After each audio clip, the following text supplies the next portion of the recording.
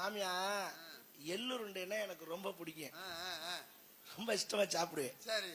என் மாமியா எள்ளுருண்டை ready பண்ணி வச்சிருந்துச்சு. 2 உருண்டை கொடுத்துச்சு. வாங்கி தின்னேன். இன்னும் நல்லா இருக்கு, இன்னும் 2 உருண்டை கொடுங்கன்னு கேட்கறதுக்கு கூச்சம். மாமியா விடல. சரி நைட்டு பார்த்துக்கலாம்னு நினைச்சுக்கிட்டு விட்டுட்டேன். அதுக்குள்ள இருந்த புள்ள குட்டி எல்லாம் வந்து இருந்த எள்ளுருண்டை பூரா தின்னு விடுச்சு. நான் போய் டப்பா திறந்து பார்க்கறேன், டப்பா காலியா.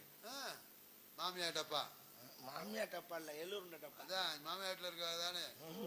சரின்னு அப்படியே பைய பின்னாடி கொல்ல பக்கம் வந்தேன். அந்த கல்லுல தான் போட்டு இடிச்சது எங்க மாமியா. உரல் கல்லு. உரல்ல? ஆமா, எல்லாம் அதனால போட்டு இடிப்பா. அதுல பூரா ஒட்டி இருந்துச்சு. என்னடா மாமியாட்டு உரல் இங்க கிடக்க? அந்த மாமியா விட்டு உரல் உங்களுக்கு சொன்னா அது என்ன ஊராட்டா? இந்த உரல்ல ஒட்டி இருந்த எள்ளுருண்டைய நிறைய இருக்கு, அதை வளைச்சு திம்மோம்னு கையில கொஞ்சம் கொஞ்சம் சுரண்டி தின்னேன். டேஸ்ட் அப்படி டேஸ்ட் இருக்கும்ல. கையில சுரண்டிட்டு என்ன சரியா வரல. அப்புறம் லைட்டா நாக்கா விடுவோம்னு ஒரு உரல் கல்ல அப்படி நாக்க விட்டு சொல்லிட்டு சொல்லிட்டேன். மாமியாட்டு உரல்ல நல்லா இருந்துச்சு, ருசியா இருக்கும்ல. ருசியா இருக்கு ருசியா இருக்குன்னு நல்லா அப்படி தலையை உள்ள விட்டு சொரணவே உரலுக்குள்ள போய் தலை மாட்டிக்கிருச்சு. அப்புறம் என்ன பண்ண, உருவி பாக்குறேன் வரல. வகையா சிக்கிச்சு தலை. இப்படி தலையை கிடக்க நைட்டுங்கிறதுனால நான் டவுசரும் போடல. வெறும் வெள்ளை வெட்டி தான். கிரகாச்சாரம் எப்படியாவது வந்துடலாம்னு பார்த்தேன். அந்த பொழுது விடிகிற டைம் ஆகி போச்சு. சரி. 4:30 மணி 5 மணி ஆகுது. லேசா கறக்கல். மாமியா பால் கறக்கிறதுக்கு கிளம்பி வந்துருச்சு. வீட்டுல பசுமாடு வெள்ளை மாடு நிக்குதோ?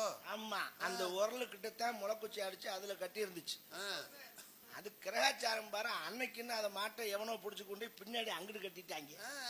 நான் மாடு கட்டுற இடத்துல உரல்ல குனிஞ்சு நின்றுட்டு மாடு மாதிரியே.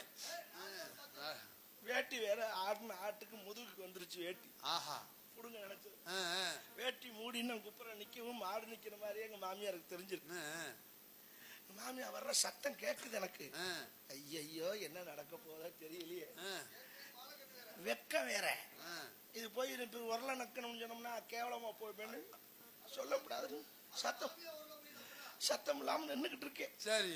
என் மாமியா பைய வந்துச்சு. வந்து விளக்கண பாட்டில் கிண்ணம் செம்பு தண்ணி எல்லாம் எடுத்துட்டு வந்து. இப்ப பால் வச்சுன்னா அதெல்லாம் வேணும்னா கொண்டு வந்து பைய உரலுக்கிட்ட உட்காந்துச்சு.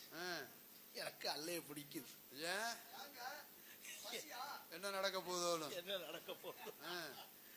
என் மாமியாளுக்கும் கொஞ்சம் பார்வை கம்மி. சரி. நிக்கிறது மாடு மாதிரி அதுக்கு தெரிஞ்சிருக்கு. நான் வெள்ளை வேட்டியோடு போச்சு நிக்கும். பைய மண்டி ஓட்டு பக்கத்துல வந்து உட்காந்து கொஞ்சம் தண்ணி எள்ளி செல